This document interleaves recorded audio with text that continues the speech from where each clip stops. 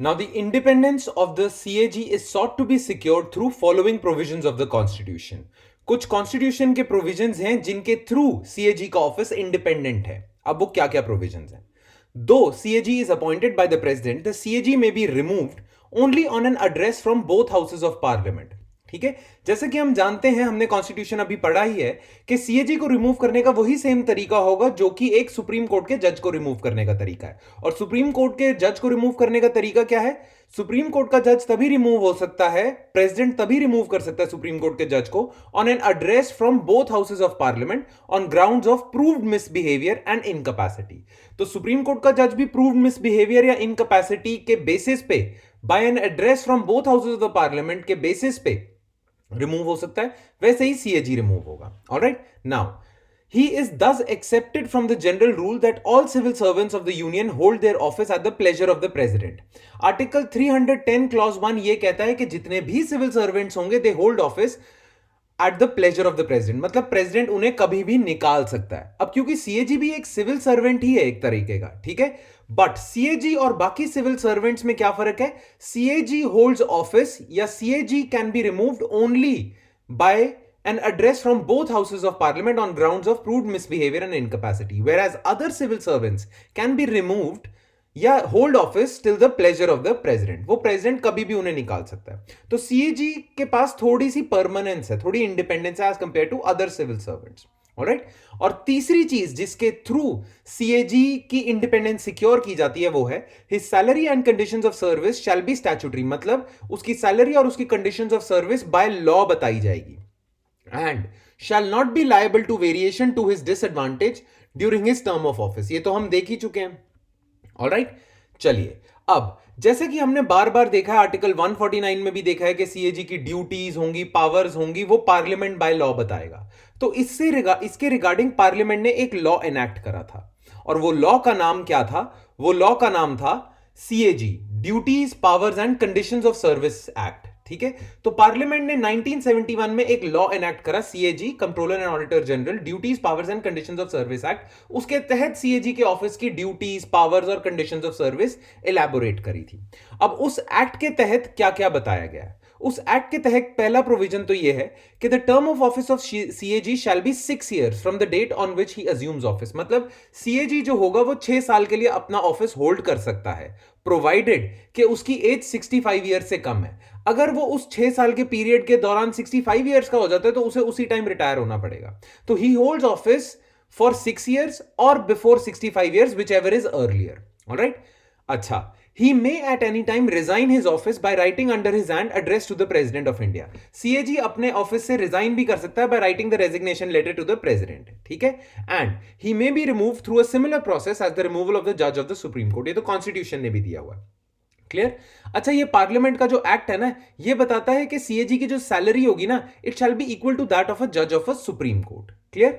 यही एक्ट ये भी बताता है कि सीएजी इज लायबल या एलिजिबल फॉर अ पेंशन. ठीक है, रिटायरमेंट के बाद उन्हें पेंशन भी मिलेगी. अच्छा, in other matters his conditions of service shall be determined by the rules applicable to a member of IAS holding the rank of a secretary to the government of India. मतलब और जो बाकी conditions of service होंगी ना, उसके जो employment की conditions होंगी वो सारी सिमिलर होंगी जो एक आईएएस की होती हैं, जो रैंक होल्ड करता है सेक्रेटरी का. तो एक सेक्रेटरी लेवल का आईएएस ऑफिसर की जो कंडीशंस ऑफ सर्विस होती हैं वही होंगी सीएजी की.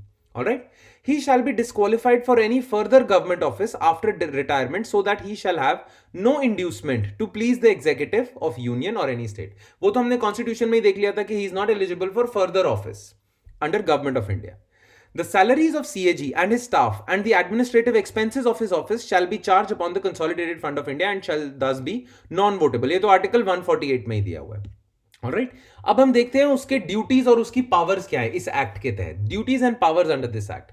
The CAG Act 1971 was amended in 1976, which relieves him of his pre-constitutional duty to compile the accounts of the Union. Now, जब ऑडिटर जनरल की पोस्ट थी ना under government of India act, तो जो ऑडिटर जनरल का काम था, एक तो उसका काम ऑडिट का था, उसका दूसरा काम था कि जो फाइनेंशियल अकाउंटिंग होती है ना, वो भी वही करेगा. तो 1971 से पहले जो यूनियन गवर्नमेंट और जो स्टेट गवर्नमेंट्स की जो अकाउंटिंग का काम भी होता था ना, वो उसके सेपरेट डिपार्टमेंट्स नहीं करते थे, सीएजी करता था. हर डिपार्टमेंट, चाहे वो डिपार्टमेंट ऑफ एजुकेशन हो, चाहे वो डिपार्टमेंट ऑफ इंडस्ट्री हो, सारे डिपार्टमेंट्स के अकाउंट हैंडल करता था सीएजी। अब 1976 की अमेंडमेंट के बाद सीएजी का अब ये काम नहीं है, अकाउंट्स प्रिपेयर करने का काम होगा सेपरेट डिपार्टमेंट्स का, इंडिविजुअल डिपार्टमेंट्स का। सीएजी का काम सिर्फ ऑडिट करना होगा। ऑलराइट, तो यूनियन के जितने भी अकाउंट्स हैं उनकी प्रिपरेशन तो अब इंडिविजुअल डिपार्टमेंट्स करेंगे, सीएजी नहीं करेगा। हाँ, the state with the prior approval of the president can enact similar legislation of separating accounts from audit and to relieve the CAG of his responsibility in the matter of preparation of accounts। मतलब CAG अभी भी state governments के account prepare करेगा।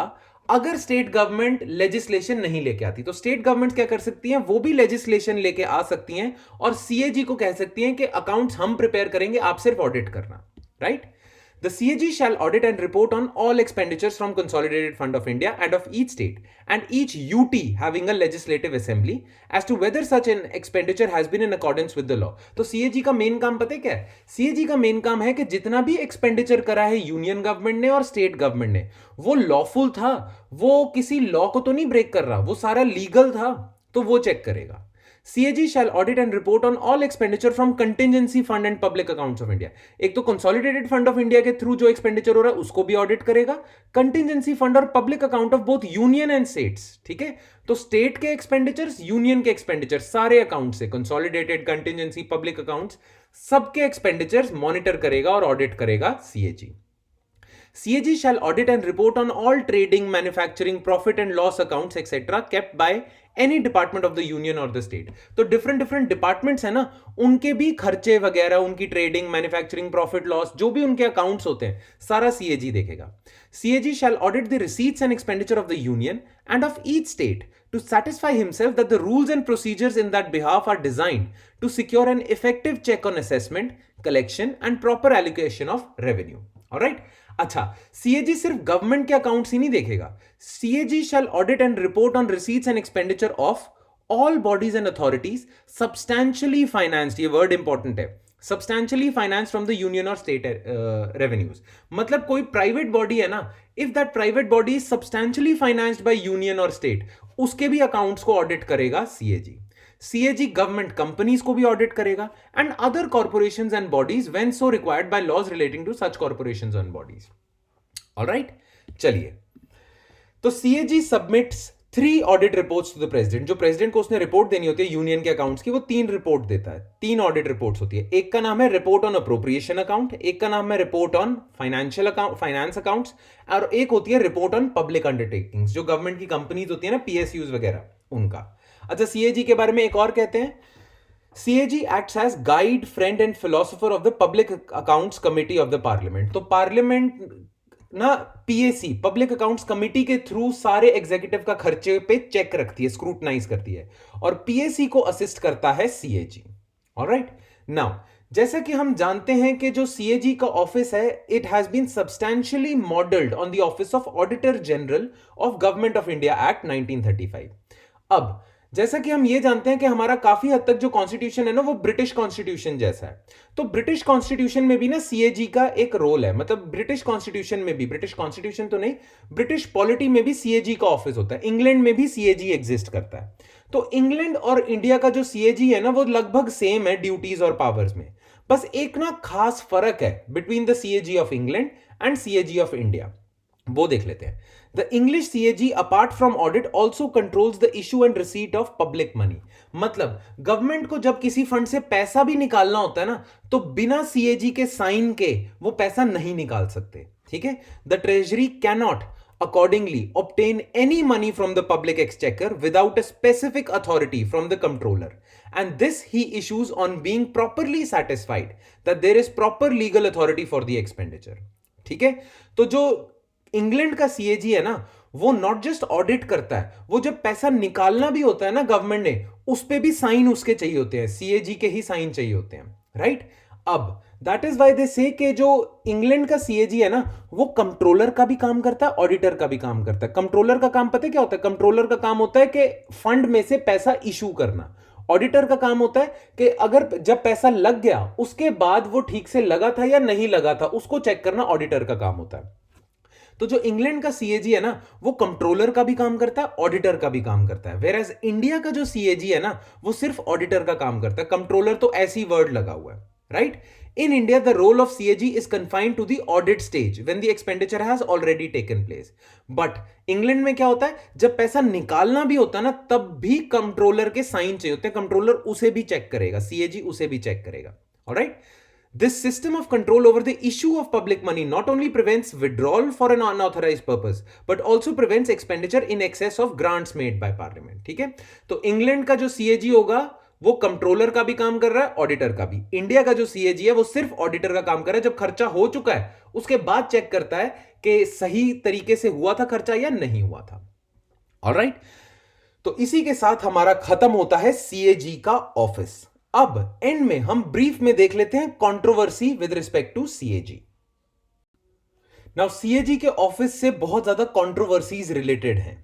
Now वो controversies दो major कारण की वजह से हैं, और वो दो मेजर कारण क्या हैं? कारण number 1, should CAG comment on extravagance और economy of a particular expenditure. कहते हैं सीएजी का मैंडेट है ना, वो सिर्फ ये चेक करना है कि गवर्नमेंट का जो एक्सपेंडिचर है वो लीगल है या नहीं है, बस यहीं तक है।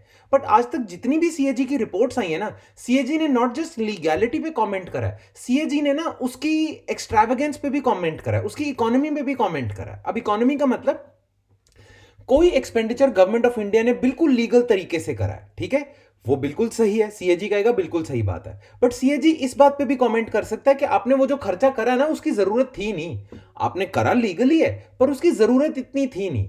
या सीएजी ये कह सकता है कि आपने लीगली जो 2 लाख करोड़ का खर्चा करा है ना, वो 1 लाख करोड़ में भी कर सकते थे। तो सीएजी इस चीज पे भी कमेंट कर सकता है कि वो जो खर्चा लीगली आपने करा है वो सही करा है या नहीं करा है। जैसे आप सबको याद होगा कि 2G स्कैम में सीएजी का बहुत बड़ा हाथ था, और 2G स्कैम में सीएजी की रिपोर्ट के हिसाब से पता चला था कि गवर्नमेंट ने कुछ लाख करोड़ खर्च करा है, वेस्ट करा है। नाउ वो पैसा वेस्ट है या नहीं वेस्ट है, ये सीएजी का मैंडेट होना नहीं चाहिए। कई लोग ये कहते हैं कि सीएजी सिर्फ लीगैलिटी देखे, इस चीज पे ना देखे कि वो सही खर्चा करा था या गलत खर्चा करा था, राइट। बट बहुत सारे लोग ये कहते हैं कि नहीं, सीएजी की ड्यूटी है कि वो इकोनॉमी या एक्सट्रावेगेंस पे भी कमेंट करे। The orthodox view is that when a statute confers power or discretion upon an authority to sanction expenditure, जो कि गवर्नमेंट पे पावर है, the function of audit includes a scrutiny of propriety. Propriety का मतलब कि ये सही करा था या नहीं करा था, of the exercise of that power, having regard to the interest of the economy besides its legality. तो ऑर्थोडॉक्स व्यू पता क्या कहता है? वो कहता है लीगैलिटी चेक करने के साथ साथ सीएजी ये भी चेक करे कि वो खर्चा जो करा था वो सही करा है, अच्छा करा है या नहीं करा है। ऑलराइट, बट बहुत सारे गवर्नमेंट डिपार्टमेंट्स पता है क्या कहते हैं? बहुत सारे गवर्नमेंट डिपार्टमेंट्स कहते हैं कि ये सीएजी के एम्बिट के बाहर है, सीएजी का तो मैंडेट ही नहीं है, सीएजी को काम सिर्फ लीगैलिटी तक होना चाहिए, सीएजी सिर्फ लीगैलिटी देखे। बाय द वे, इंडिया क्या फॉलो करता है? इंडिया में सीएजी सिर्फ लीगैलिटी नहीं देखता है, इकोनॉमी भी देखता है, एक्सट्रावेगेंस भी देखता है। ऑलराइट, बट गवर्नमेंट डिपार्टमेंट्स इस बात से खुश नहीं है, खास करके जो 2G स्कैम में गवर्नमेंट डिपार्टमेंट्स इन्वॉल्व थे वो तो बिल्कुल ही खुश नहीं होंगे। Alright, but government departments are not in favor of this view. They believe that the mandate of CAG is to scrutinize the expenditure on the basis of its legality and nothing else. Alright? तो एक तो ये बहुत बड़ी controversy है। दूसरी controversy पता है क्या है? क्या CAG की पावर्स, क्या सीएजी की पावर यह भी होनी चाहिए कि वो यूनियन अकाउंट्स के अलावा प्राइवेट कंपनीज को भी स्क्रूटनाइज कर सके, प्राइवेट कंपनीज जिसमें गवर्नमेंट का कुछ लेन देन है, right? Should powers of CAG be extended to commercial undertakings of the government through private limited companies? कहने का मतलब क्या सीएजी का हक पीएसयूज पे भी होना चाहिए, उन कंपनीज पे भी होना चाहिए जिनमें गवर्नमेंट की थोड़ी शेयर होल्डिंग है? Now, in as much as the money issued out of the consolidated fund of India to invest in these companies on the behalf of the government, the audit of such companies must necessarily be a right and responsibility of CAG. अगर इन companies को substantially fund किया है government of India ने, अगर इन companies, इन private limited companies को कंसोलिडेटेड फंड ऑफ इंडिया से फंड किया गया है, तो सीएजी की ड्यूटी बनती है और ये सीएजी का राइट है कि इन कंपनीज के अकाउंट को भी स्क्रूटनाइज करे सीएजी। ये कंपनीज ये नहीं कह सकती कि हम तो प्राइवेट लिमिटेड कंपनीज हैं इसलिए सीएजी का मैंडेट नहीं है हमारे ऊपर, नहीं, क्योंकि इन कंपनीज में गवर्नमेंट ऑफ इंडिया की फंडिंग है, इसीलिए सीएजी की पावर इन तक भी आ जाती है। क्लियर? अब बहुत सारे गवर्नमेंट डिपार्टमेंट्स इससे भी नाखुश हैं. Various government departments resist this on the grounds that CAG lacks industrial experience, which is essential for examining the accounts of these enterprises. बहुत सारे PSUs ये कहते हैं कि हम पे CAG की स्क्रूटनी नहीं होनी चाहिए because CAG की एक्सपर्टीज ही नहीं है. CAG के पास इंडस्ट्रियल एक्सपीरियंस थोड़ी है. CAG को हमारी इंडस्ट्री के बारे में थोड़ी पता है, इसलिए CAG का नहीं होना चाहिए हम पे control. But CAG act 1971 allow करता है कि controller and auditor general of India will exercise its powers over companies substantially financed from the union or state revenues. तो ये गवर्नमेंट डिपार्टमेंट चाहे जो मर्जी कहते रहे, ये पीएसयूज जो मर्जी कहते रहे, अगर कोई कंपनी है विच इज सब्सटैंशियली फंडेड या फाइनेंस फ्रॉम यूनियन और स्टेट रेवेन्यूज, तो सीएजी की पावर उस पर आएगी. और ये कौन कहता है? ये कहता है सीएजी एक्ट 1971. ऑलराइट. वैसे बाय द वे आपके एसए में काम आ सकता है या आपके मेंस के आंसर में काम आ सकता है ये कोट. ये कोट एप्पल बी ने दिया था. अब एप्पल बी ना एक बहुत बड़े कमेंटेटर हैं, पॉलिटिकल कमेंटेटर, और उन्होंने इंडियन एडमिनिस्ट्रेशन के बारे में भी काफी कमेंट्री करी है. एप्पल बी ना ये जो गवर्नमेंट डिपार्टमेंट्स का व्यू था ना, जो गवर्नमेंट डिपार्टमेंट्स कहते थे कि सीएजी का इतना रोल नहीं होना चाहिए, Apple be in government department से सहमत है. एप्पल बी कहते हैं कि जो ऑडिटर्स होते हैं ना, उनकी एक्सपर्टीज नहीं होती, उनका काम सिर्फ ऑडिट तक ही होना चाहिए. एप्पल बी का कोट क्या है? Auditors do not know and cannot be expected to know very much about good administration. Their prestige is highest with others who do not know much about administration. Auditing is necessary but highly pedestrian function. ठीक है, ये इतना important function नहीं है, with a narrow perspective and very limited usefulness. इसका मतलब Apple भी कहते हैं कि ऑडिटर्स का जो काम है ना, वो सिर्फ पॉपुलर होता है नॉर्मल लोगों में. जिन लोगों को एडमिनिस्ट्रेशन के निटी ग्रिटी के बारे में पता है ना, उन्हें पता है कि ऑडिटर्स इतना कुछ खास काम नहीं करते, क्योंकि ऑडिटर्स को पता ही नहीं एडमिनिस्ट्रेशन कैसे की जाती है. ऑलराइट. तो इसी के साथ हमारा खत्म होता है सीएजी का ऑफिस. आई होप आपको ये समझ आया हो. If you still have any doubts with respect to controller and auditor general of India, then please write about those doubts in the comment sections below. I'll see you next time with more videos and more constitutional bodies. Thank you.